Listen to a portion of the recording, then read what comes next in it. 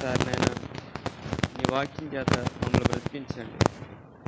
నీ ఆత్మ చేత మమ్మల్ని జ్ఞాపం చేసుకోండి ప్రభా. నీ మాటలు నా నోట్లో ఉంచి నీ చేతి నీళ్ళలో నన్ను కప్పండి. నా నోటికి తోడేయండి, పలుకవలసింది బోధించండి.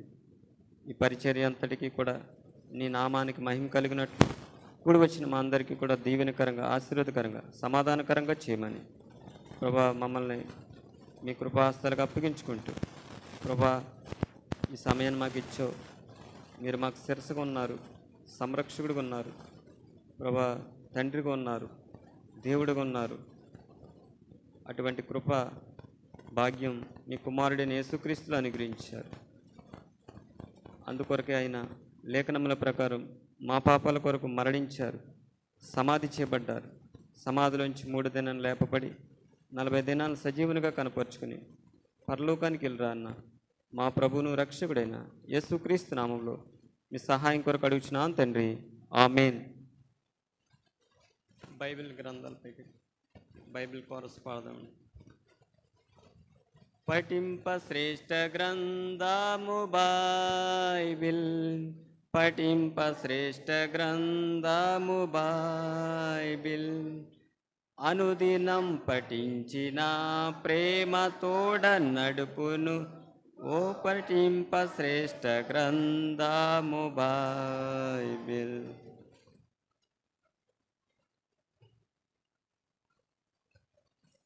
పరిశుద్ధ గ్రంథంలోంచి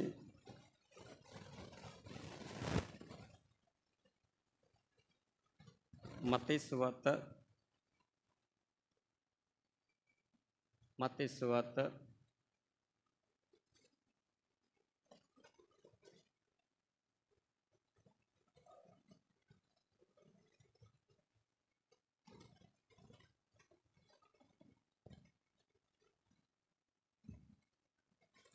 16 అధ్యాయము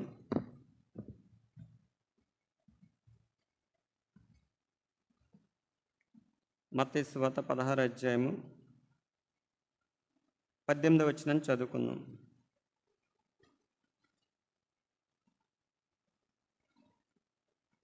మత్తయి సువార్త 16 అధ్యాయము 18వ వచనం. మరియు నీవు పేతురువు, ఈ బండ మీద నా సంగమును కట్టుదును, పాతాళలోక ద్వారమును దాని ఎదుట నిలువ నేరవని నేను నీతో చెప్పుచున్నాను. మరి ప్రభువైన యేసుక్రీస్తు వారు ఈ భూమి మీద శరీరధారి ఉన్న దినాల్లో పేతురుతో ప్రభువు చెప్పారు, నా సంగమును కట్టుదును, ఈ బండ మీద నా సంగమును కట్టుదును, పాతాళలోక ద్వారములు దాని ఎదుట నిలవనేరమని నేను నీతో చెప్పుచున్నాను. ప్రభు నా సంగమును కట్టుదునన్నారు. సంఘము మనందరం కూడా ఆయన పిల్లలము, ఆయన యొక్క శిరస్సు కింద శరీరమై ఉన్నాం. ప్రభు అంటారు, ద్రాక్షావల్లిని నేను, తీగలు. మనం తీగలమై ఉన్నాం, ఆయన ప్రజలుగా ఉన్నాం, నీతిమంతులుగా ఉన్నాం, పరిశుద్ధులుగా ఉన్నాం, ఇంకా గొర్రెలుగా ఉన్నాం, విశ్వాసులుగా ఉన్నాం. ప్రభువు నా సంఘమును కట్టుదునన్నారు. సంఘాన్ని ఎలా కట్టారు ఆయన? మరి మీ మధ్యన చాలామంది దైవశాఖలు బోధించి వెళ్ళారు. నేను కూడా చిన్నవాడిని, బలహీనుడిని, మీ మధ్య నిలబడడానికి కూడా అనర్హుడిని. అయితే దేవుని మహాకృపను బట్టి, ప్రభు నాకు ఇచ్చిన ఆ కృపను బట్టి మీ మధ్యన దేవుని వాక్యం నిలబడడానికి ఏమాత్రం కూడా యోగ్యుని కాదు. ఇది కేవలం దేవుని కృప.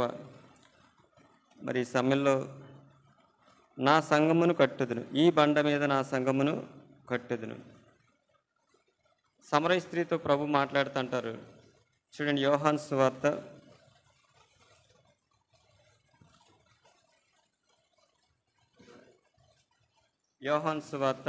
4వ అధ్యాయము, యోహాను సువార్త 4వ అధ్యాయము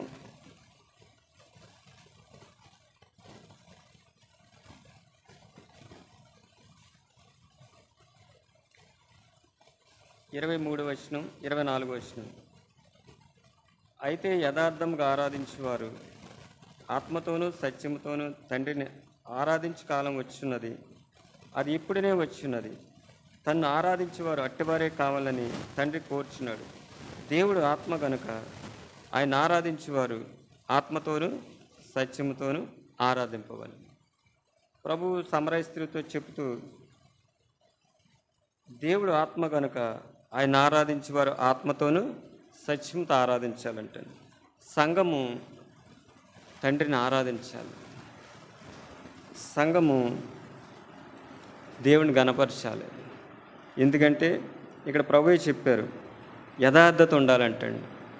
ఆరాధించే వ్యక్తులు ఏముండాలంటే యథార్థత. యథార్థత అంటే ఏంటి? యథార్థత ఒంటరిగా ఉన్నప్పుడు కానీ, అందరిలో ఉన్నప్పుడు కానీ, మాటల్లో కానీ, క్రియల్లో కానీ, బయట కానీ, లోపల కానీ ఒకే విధంగా ఉన్నది యథార్థత. మనం ఇక్కడికి వచ్చాం, ఆయన చూచుచున్న దేవుడు. అక్కడ ఒక మాట రాశారు, యెహోవా ఈరే, దేవుడే చూచును. దేవుడు చూస్తాడు. మన ఆరాధన విషయంలో కూడా ప్రభు చూస్తాడు. ప్రభు కట్టాడు, నా సంఘాన్ని నేను కడతానన్నారు. ఎలా కట్టాడైనా? మనం కూడా గృహాలు కడుతూ ఉంటామండి. గృహం కట్టాలంటే ఏం చేయాలి? ఒక గృహాన్ని మనం కట్టాలంటే స్థలం ఉండాలి, మెటీరియల్ ఉండాలి, పనివారు ఉండాలి, ధనం ఉండాలి. ఇవన్నీ కడితేనే ఒక గృహం మనం నిర్మించుకుంటాం. ప్రభు కూడా సంఘాన్ని కట్టారైనా, కొనుక్కున్నాడైనా, నేను సంపాదించుకున్నాను అన్నాడు. ప్రభు కట్టాడు. కట్టాలంటే ఏం చేయాలండి? కొనాలి కదా. ఎవరిని కొన్నాడైనా అని చూస్తే చూడండి, కొరింథీయులకు రాసిన మొదటి పత్రిక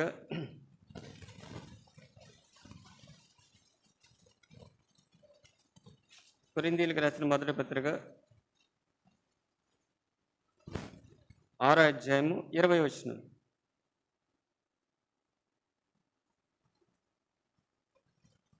విలువ పెట్టి కొనబడిన వారు గనుక మీ దేహంతో దేవుణ్ణి మహిమపరచండి. అంటే ఒక గృహం కట్టాలంటే మెటీరియల్ కొనాలి. ఒక ఇల్లు నిర్మాణం చేయాలంటే ఏదైనా ఒక వస్తువుని కొనాలి. అలాగే ప్రభు కూడా ఇక్కడ ఏం చెప్తుంది? విలువ పెట్టి కొనబడిన వారు గనుక దేవుణ్ణి మహిమపరచుడి. అంటే మనం కొనబడ్డాం. ఎక్కడి నుంచి కొనబడ్డాం? ప్రభు మనల్ని కొన్నాడైనా. కొన్న తర్వాత సంఘంగా కట్టాడైనా. ఆయన అంటారు చూడండి, అపోస్తల కార్యములు ఒక మాట ఉంటుంది. అపోస్తల కార్యములు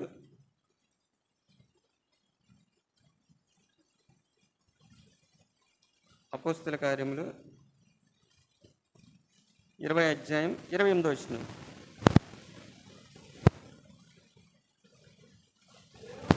దేవుడు తన స్వరక్తమిచ్చి సంపాదించిన తన సంఘం అంటండి. అంటే ప్రభు అన్నారు, నా సంఘాన్ని నేను కడతానన్నాడు.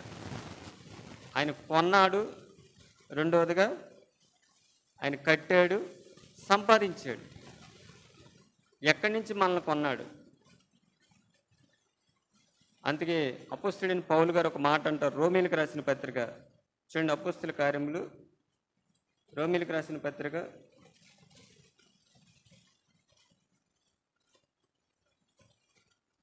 7వ అధ్యాయము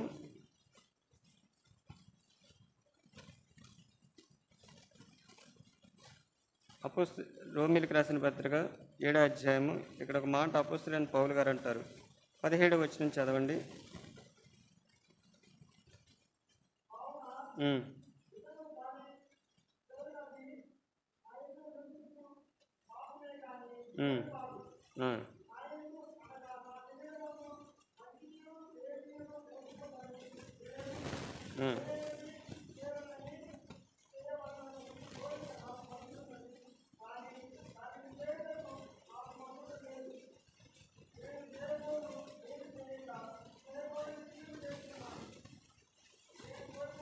చాలండి. నా యందు నివసించు పాపం అన్నాడు. పాపము. అంటే మానవుడి యొక్క శరీరం అందు ఏమి నివసిస్తుందంటే పాపం. 14 వచ్చిన ఒక మాట ఉంది చూడండి, రోమ 7:14.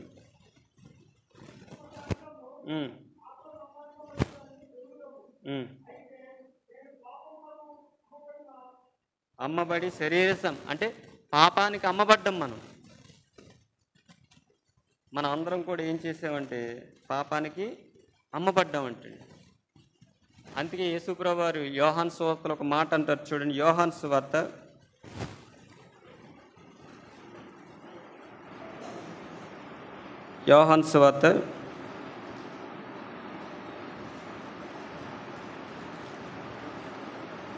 8వ అధ్యాయము 34వ వచనం.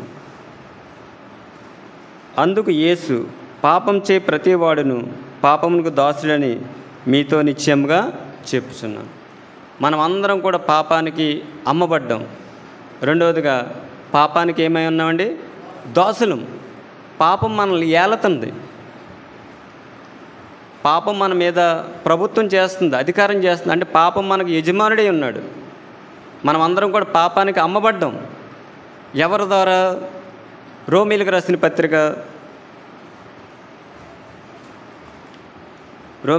పత్రిక 5వ అధ్యాయము 12వ వచనం. ఇట్లుండగా ఒక మనుషుని ద్వారా పాపమును, పాపము ద్వారా మరణమును లోకములు ఎలాగా ప్రవేశించును, అలాగునే మనుషులందరూ పాపం చేసినందున మరణం అందరికీ సంప్రాప్తమైందంట. అంటే అందరూ కూడా పాపం చేశారు. అందరినీ పాపం ఏలుతుంది. అందరూ కూడా పాపానికి అమ్మబడ్డారు. అందరిలో కూడా ఏముందంటే పాపం నివసిస్తుంది. నేను తెల్లని వస్త్రాలు వేసుకోవచ్చు, చక్కటి ఉద్యోగం ఉండొచ్చు, విద్యావంతుడు కావచ్చు, ఘనత, పేరు, కీర్తి ఉండొచ్చు. కానీ నాలో ఏమి నివసిస్తుందంటే పాపం నివసిస్తుంది. నేను పాపానికి దాసుడిగా ఉన్నాను. ఎవరి ద్వారా అంటే మొట్టమొదటిగా దేవుడు సృజించిన ఆ ఆదాము దేవుడికి ఆజ్ఞ ఇచ్చాడు. చూడండి, ఆదికాండము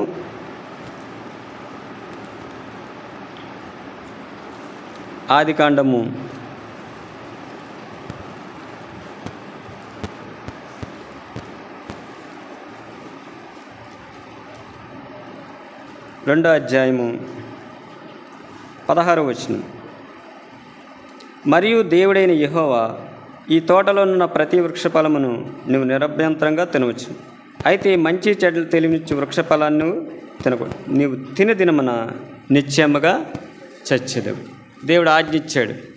యోహాను రాసిన మొదటి పత్రికలో కూడా అక్కడ ఒక మాట ఉంది, ఆజ్ఞ అతిక్రమమే పాపం.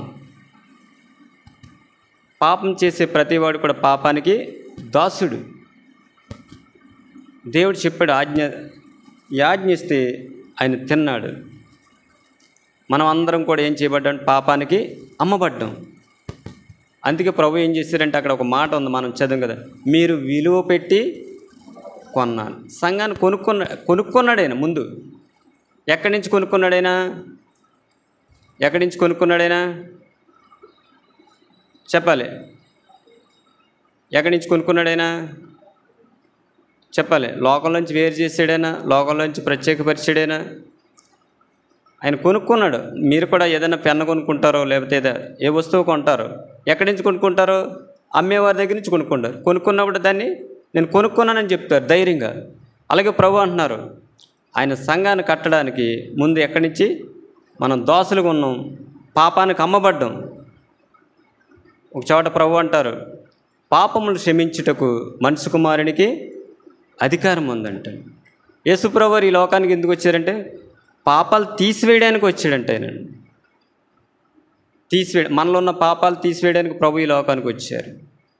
మనం అందరం కూడా పాపం చేస్తాం. ఆ పాపం మనల్ని ఏడుబడి చేస్తుంది. అక్కడి నుంచి ప్రభు మనల్ని కొనుక్కున్నాడు.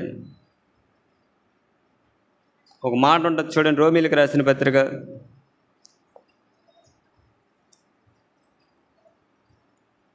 8వ అధ్యాయము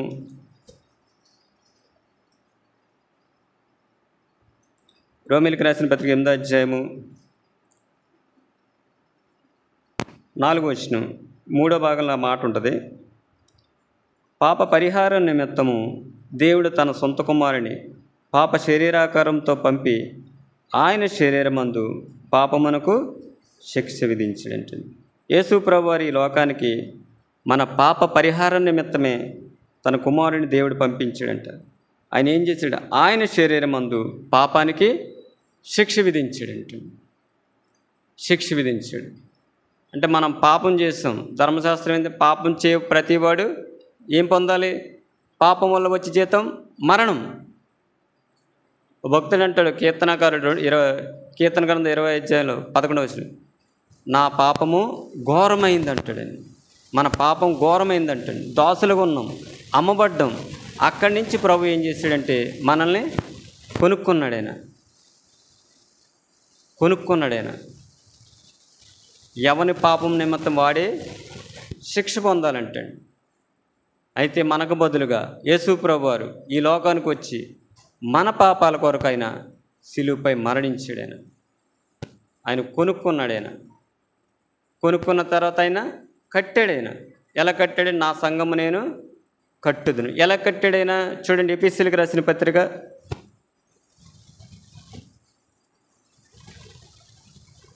2:22. ఆయనలో మీరు కూడా ఆత్మ మూలంగా దేవుని నివాస స్థలమై ఉండుటకు కట్టబడుచున్నారు. ఇప్పుడు మనలో ప్రభు నివసిస్తున్నాడు. ఒకప్పుడు మనలో ఏమి నివసించిందండి? పాపం మనల్ని ఏలబడి చేస్తుంది.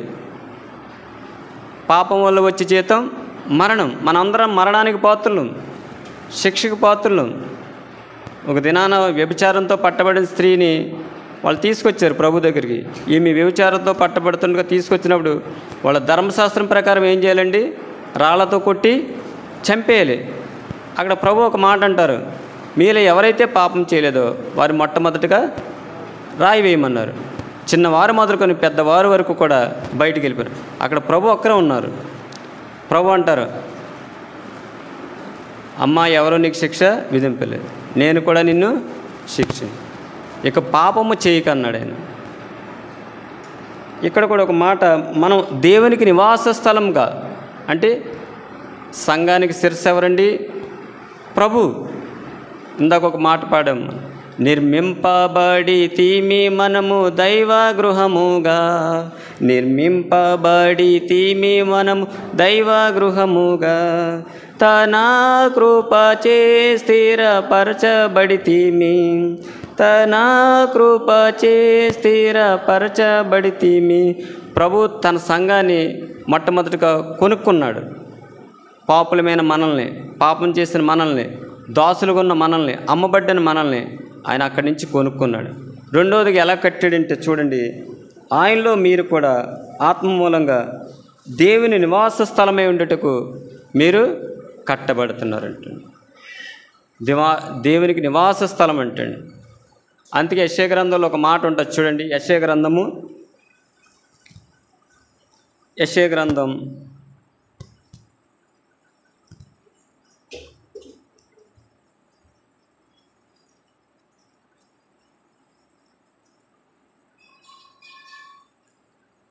66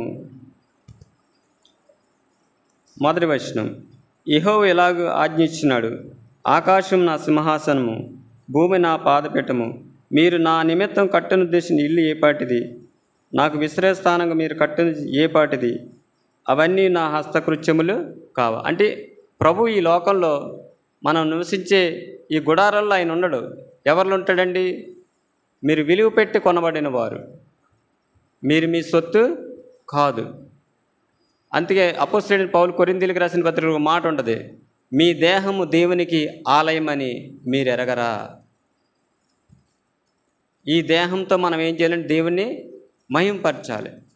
అక్కడ ఒక మాట ఉంది, దేవుడు తన స్వరత్వం ఇచ్చి కొనుక్కొని సంపాదించుకున్నాడంటండి. కొన్నాడు, కట్టాడైనా ఆయన చెప్తున్నాడు, నా స్వరక్తం ఇచ్చి సంపాదించుకున్నాడు. ఆ సంపాదించుకున్న సంఘానికి ప్రభు ఏమన్నాడంటే చూడండి, ఒక మాట చదువుకున్నాం. ఎఫెసీయులకు రాసిన పత్రిక 1:22. ఎఫెసీయులకు రాసిన పత్రిక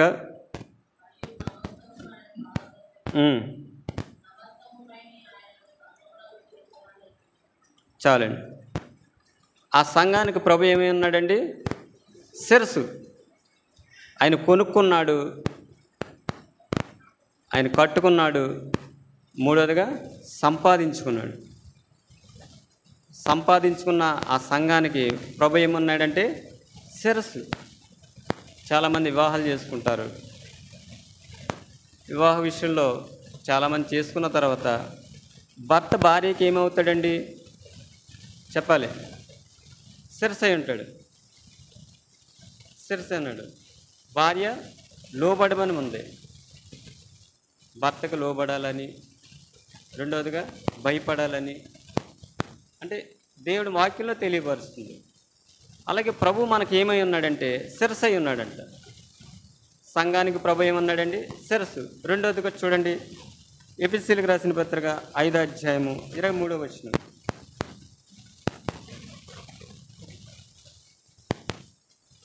చదవండి. ఎఫెసీయులకు రాసిన పత్రిక, క్రీస్తు సంఘం శిరస్సైన లాగన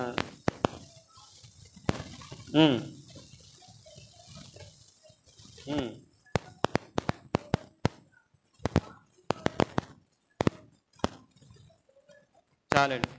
సంఘానికి ప్రభు శిరస్సుగా ఉన్నాడు మొట్టమొదటి. రెండవదిగా ఆయన ఎలా ఉన్నాడంట? రక్షకుడిగా ఉన్నాడంట. అంటే మనకి ఏమై ఉన్నాడైనా? ఆయన పాపులకే రక్షకుడు కాదు, సంఘానికి కూడా రక్షకుడు. సంఘానికి శిరస్సుగా ఉన్నాడు, రెండవదిగా సంఘానికి రక్షకుడిగా ఉన్నాడు. మూడవదిగా చూస్తే ఎఫెసీయులకు రాసిన పత్రిక చూడండి 30వ వచనం చదవండి.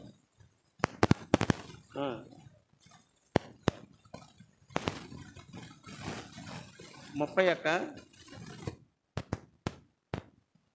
వచనం. మనము క్రీస్తు శరీరమునకు అవయములై ఉన్నాము గనుక అలాగే క్రీస్తు కూడా సంఘమును పోషించి సంరక్షిస్తున్నాడంటండి. మొట్టమొదటిగా సంఘానికి ప్రభు శిరస్సుగా ఉన్నాడు, రెండవదిగా రక్షకుడిగా ఉన్నాడు, మూడవదిగా పోషిస్తున్నాడు, పోషకుడిగా ఉన్నాడు. ఏమెట్టి పోషిస్తాడైనా? చెప్పాలి. మంచి గోధుమలతో నిన్ను నేను పోషిస్తాను. తన వాక్యం చేత మనల్ని పోషిస్తున్నాడు ఆయన. శిరస్సుగా ఉన్నాడు ప్రభు, రక్షకుడిగా ఉన్నాడు, సంరక్షకుడిగా ఉన్నాడు. ఇంకేమై ఉన్నాడండి? చూడండి, ఇంకో మాట ఉంటుంది. మత్తయి సువార్త 16వ అధ్యాయం 18వ వచనం.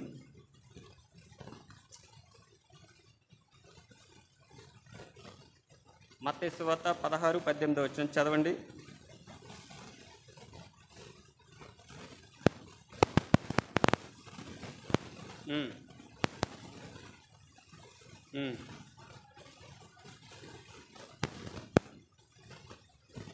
చాలండి. ఆయన సంఘానికి బండగా ఉన్నాడండి. బండ అంటే మనకు తెలుసు. బుద్ధిమంతుడు ఇల్లు ఎక్కడ కట్టుకుంటాడండి? బండ మీద. ఆ బండ మీద కట్టిన ఇల్లు వాన కురిసినా, వరదలు వచ్చినా, ఏమొచ్చినా కానీ ఆ బండ మీద కట్టిన ఇల్లు ఏమవుతుందండి? స్థిరంగా ఉంటుంది. అలాగే ప్రభు తన బండ మీద సంఘాన్ని కట్టాడు ఆయన. ఆ బండ ఎవరంటే? కొరింథీయులకు రాసిన మొదటి పత్రికలో ఆ మాట ఉంటుంది చూడండి.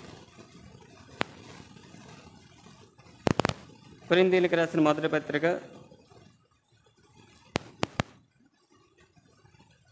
10వ అధ్యాయము 4వ వచనం. అందరూ ఆత్మ సంబంధమైన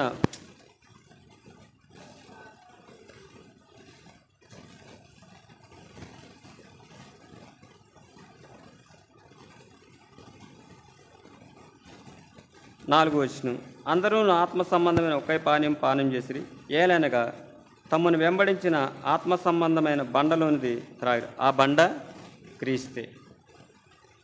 సంఘానికి శిరస్సుగా ఉన్నాడు ప్రభు, రక్షకుడిగా ఉన్నాడు, సంరక్షకుడిగా ఉన్నాడు. ఆయన బండగా ఉన్నాడు. బండ మీద ఏమవుతుందండి?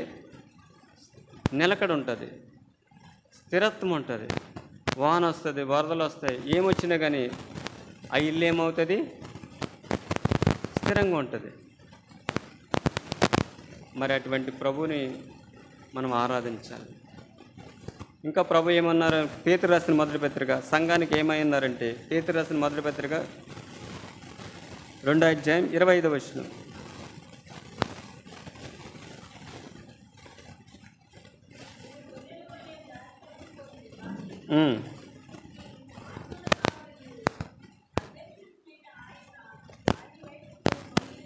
చాలండి. ప్రభు సంఘానికి ఇంకేమన్నారంటే కాపరి. ఆయన ఏమన్నారండి? ఆత్మలకి కాపరంట. ఇంకోటి ఉంది అక్కడ, ఇంకో మాట అధ్యక్షుడు అంట. ప్రభు ఏమన్నారండి? సంఘానికి శిరసగా ఉన్నాడైనా, సంరక్షకుడిగా ఉన్నాడైనా, పోషకుడిగా ఉన్నాడైనా, బండగా ఉన్నాడైనా, కాపరిగా ఉన్నాడు. అందుకే దావీదు యెహోవా నా కాపరి నాకు లేనిది. మనం అందరూ ఒకప్పుడు ఏమైపోయి ఉంటే గొర్రెల వలె దారి తప్పిపోతిమి. ప్రభు ఏం చేశాడు? తన మార్గంలో నడిపించడానికి ప్రభు అంటారు, నేనే మార్గం, నేనే సత్యం, నేనే జీవం. తప్పిపోయిన మన అందరినీ కూడా ఆయన త్రోవలో నడిపించడానికి యేసు ప్రభువారు ఈ లోకానికి కాపరిగా వచ్చాడు. ఆయన అంటారు, నేను గొర్రెలకు మంచి కాపరి. మనం అమ్మబడ్డాం, దాసులుగా చేయబడ్డాం. అటువంటి మనల్ని ప్రభు ఏం చేశాడంటే కొనుక్కున్నాడు. ఆయన కొనుక్కుని ఆయన మనలో నివసించడానికి కట్టుకున్నాడు. ఆయన కొనుక్కున్నాడు, కట్టుకున్నాడైనా ఆయన సంపాదించాను అంటున్నాడు. ఆయన మీరు విలువ పెట్టి కొనబడిన వారు, నేను తన స్వరక్తం ఇచ్చి సంపాదించుకున్న సంఘం అంటండి. ఆ సంఘం ఈ దినాన్ని ఏం చేయాలంటే ప్రభువుని ఆరాధించాలి. ఆయన నిన్ను కొనుక్కున్నాడు, ఆయనకు అధికారం ఉంది. ఎక్కడి నుంచి కొనుక్కున్నాడైనా? ఒకప్పుడు పాపానికి అమ్మబడ్డాం. పాపం నిన్ను ఏలుబడి చేస్తుంది. పాపం వల్ల వచ్చే జీతం మరణం. మన అందరం కూడా నిత్యము ఆరని అగ్నిలో పడాలి. అగ్నిలోంచి ప్రభు తప్పించడానికి ఈ లోకానికి ప్రభు దిగి వచ్చాడు. ఆయన సంఘంలో మనం ఏం చేయబడ్డామంటే అవయవాలు అండి. అక్కడ ఒక మాట ఉంటుంది చూడండి,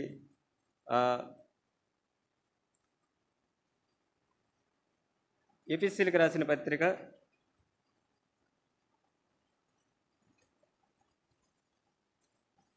5వ అధ్యాయము 27వ వచనం.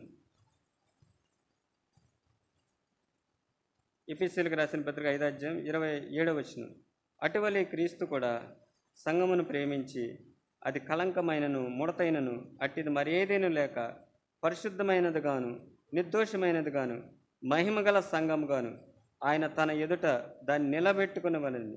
వాక్యంతో ఉదక స్థానం చేత దాన్ని పవిత్రపరిచి పరిశుద్ధపరచుటకే దాని కొరకు తన్ను తాను అప్పగించుకుని. లోకంలోంచి మనల్ని కొనుక్కున్నాడని ఆయన మనల్ని పరిశుద్ధపరచడానికి తన్ను తానే అప్పగించుకున్నాడు. ప్రభు ముఖం మీద ఉమ్మేస్తుంటే, తల మీద ముళ్ళ కిరీటం పెడుతుంటే, అవమానపరుస్తుంటే, అపహాసిస్తుంటే, దూషిస్తుంటే, హేళన చేస్తుంటే ఆ సంఘం కొరకు తన్ను తాను అప్పగించుకున్నాడు. నిన్ను నన్ను కూడా సంఘంలో చేర్చడానికి ప్రభు నీ కొరకు నా కొరకు ఎంతగానో క్రయం చెల్లించాడని. ఇందాక ఒక మాట చదువు, రోమీయులకు రాసిన పత్రిక, మన పాప పరిహారం నిమిత్తమే, మన యొక్క పాప పరిహారం నిమిత్తమే ప్రభు ఏం చేశాడండి? మరణం పొందాడు. ఆయన ఎంత ఘోరమైన శిలువ మరణం అది. అందుకే ఆనాడు అపోస్తులు దేవుని వాక్యాన్ని బోధించినప్పుడు మొట్టమొదటగా చూడండి, అపోస్తుల కార్యములు సంఘం ఎలా ఏర్పడబడ్డది? అపోస్తుల కార్యములు 2వ అధ్యాయము 40వ వచనం. 2వ అధ్యాయం 40. ఇంకను అనేకమే విధములైన మాటలతో సాక్ష్యం ఇచ్చి మీరు మూర్ఖులకు ఈ తరం వారికి వేరే రక్షణ పొందుడని వారిని. కాబట్టి అతని వాక్యం అంగీకరించిన వారు బాప్తిసం పొందిరి. ఆ దినమున ఇంచుమించు 3,000 మంది చేర్చబడారు.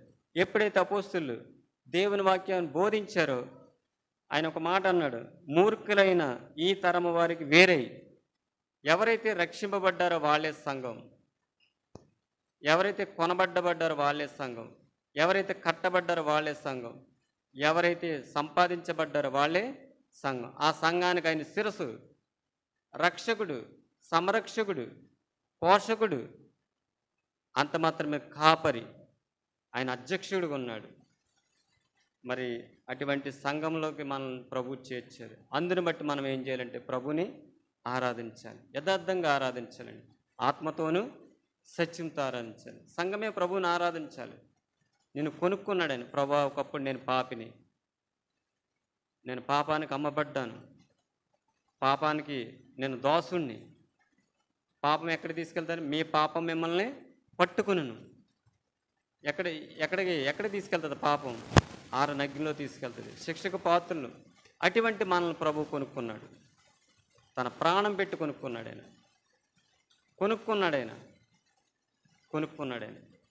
ఆయన కట్టాడు. ఆయన ఎక్కడ కట్టాడు? సంఘంలో ఒక అవయవంగా చేసుకున్నాడు ఆయన. ఈ దేహంలో ఎన్నో అవయవాలు ఉంటాయి, అవునా కదండి? కొన్ని అవయవాలు కనబడవు, కొన్ని అవయవాలు బయటకు కనబడతాయి. ప్రభు నిన్ను ఆ సంఘంలో, ఆయన శరీరంలో ఒక అవయవంగా చేసుకున్నాడు ఆయన, కట్టాడు ఆయన. ఆయన అంటారు, నేను సంపాదించుకున్న నా సంఘం అన్నారు. మరి ఆ సంఘంలో చేర్చబడిన మనం ప్రభుని ఏం చేయాలండి?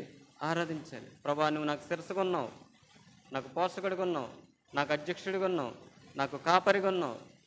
అందుని బట్టి ప్రభుని ఏం చేయాలండి? మనం ఆరాధించాలి. మరి ఇన్న వాక్యాన్ని ఆరాధన చేసుకుని ప్రభుని ఆరాధిద్దాం. అటువంటి కృప దేవుడు మనకు అనుగ్రహించును గాక. ఆమేన్.